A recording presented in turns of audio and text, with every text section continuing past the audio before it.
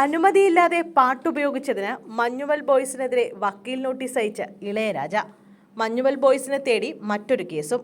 മലയാളത്തിലെ എക്കാലത്തെ മികച്ച super hit സിനിമയായ Manjummel boys സിനിമയ്ക്ക് പുതിയ വെല്ലുവിളിയായി കൺമണി അൻപോട് ഗാനം. മഞ്ഞുമൽ ബോയ്സിൽ ഈ ഗാനം ഉൾപ്പെടുത്തിയത് അനുമതി തേടാതെയാണെന്ന് കാട്ടി സംഗീത സംവിധായകൻ ഇളയരാജ നിർമ്മാതാക്കൾക്ക് വക്കീൽ നോട്ടീസ് അയച്ചു.